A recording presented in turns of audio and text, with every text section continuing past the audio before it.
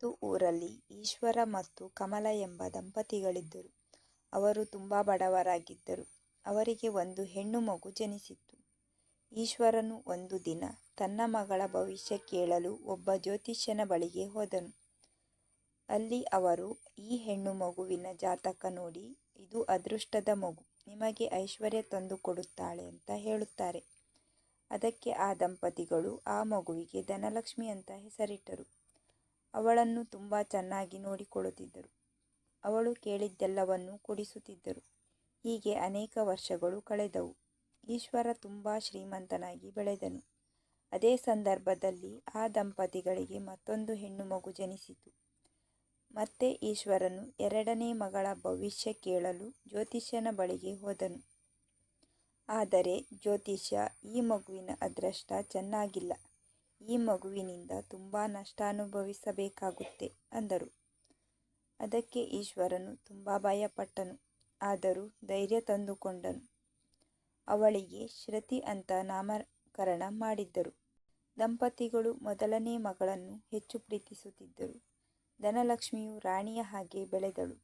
ಇದರಿಂದ ಅವಳು ಯಾರ ಮಾತು ಕೇಳುತ್ತಿರಲಿಲ್ಲ. ಜಂಬದಿಂದ ಬೀಗುತ್ತಿದ್ದಳು.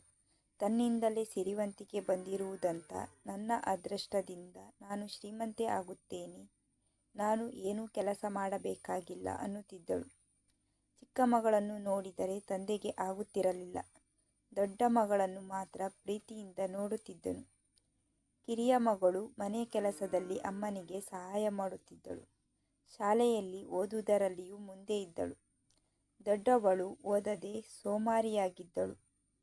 ಚಿಕ್ಕ ಮಗಳು ಎಲ್ಲ ತರಗತಿಯಲ್ಲಿ ಫಸ್ಟ್ ಕ್ಲಾಸ್ ಬರುತ್ತಿದ್ದಳು. ದೊಡ್ಡವಳು ಫೇಲ್ ಆಗುತ್ತಿದ್ದಳು ಮತ್ತು ಬೇಜಾರು ಮಾಡಿಕೊಳ್ಳುತ್ತಿದ್ದಳು. ಆಗ ತಂದೆ ಚಿಕ್ಕ ಮಗಳಿಗೆ ಬೈಯುತ್ತಿದ್ದನು. ಹೀಗೆ ಕೆಲವು ವರ್ಷಗಳು ಕಳೆದವು. ಅವರಿಬ್ಬರು ಮದುವೆ ಪ್ರಾಯಕ್ಕೆ ಬಂದರು.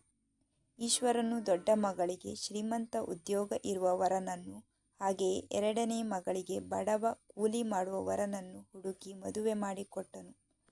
ಇಬ್ಬರು ಯುಗಾದಿ ಹಬ್ಬಕ್ಕೆಂದು ತಮ್ಮ ಗಂಡಂದಿರ ಜೊತೆ ತವರು ಮನೆಗೆ ಬಂದರು. ದೊಡ್ಡ ಮಗಳು ಅಪ್ಪ ಅಮ್ಮನಿಗೆ ಒಳ್ಳೆಯ ಉಡುಗೊರೆಯನ್ನು ತಂದಿದ್ದಳು ಮತ್ತು ತಂಗಿಗೆ ನೀನೇನು ತಂದಿಲ್ಲವೆಂದು ಹೀಯಾಳಿಸುತ್ತಿದ್ದಳು. ಮತ್ತೆ ಅವರಿಬ್ಬರ ನಡುವೆ ಜಗಳ ನಡೆಯಿತು. ಅಲ್ಲದೆ ಧನಲಕ್ಷ್ಮಿಯು ತಂಗಿಗೆ, ನಿನ್ನ ಗಂಡ ಬೇರೆಯವರ ಕೆಳಗೆ ಕೂಲಿ ಕೆಲಸ ಮಾಡುವವನು ಅಂತ ಹೀಯಾಳಿಸುತ್ತಿದ್ದಳು.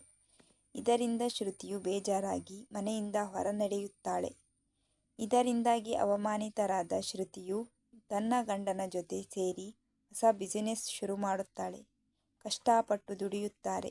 ತುಂಬ ಲಾಭ ಗಳಿಸಿ ಶ್ರೀಮಂತರಾಗುತ್ತಾರೆ. ಈ ಕಡೆ ಧನಲಕ್ಷ್ಮಿಯು ದುಂದು ವೆಚ್ಚ ಮಾಡಿ ಹಣವನ್ನು ಕಳೆದುಕೊಳ್ಳುತ್ತಾಳೆ. ಅಲ್ಲದೆ ಬಡವರಾಗಿ ಬೀದಿಗೆ ಬರುತ್ತಾಳೆ ಮತ್ತು ಶ್ರುತಿ ಬಳಿ ಸಹಾಯ ಕೇಳಲು ಅವಳ ಮನೆಗೆ ಬರುತ್ತಾಳೆ. ಅಲ್ಲದೆ ತನ್ನ ತಪ್ಪನ್ನು ಕ್ಷಮಿಸು ಅಂತ ಕೇಳಿಕೊಳ್ಳುತ್ತಾಳೆ.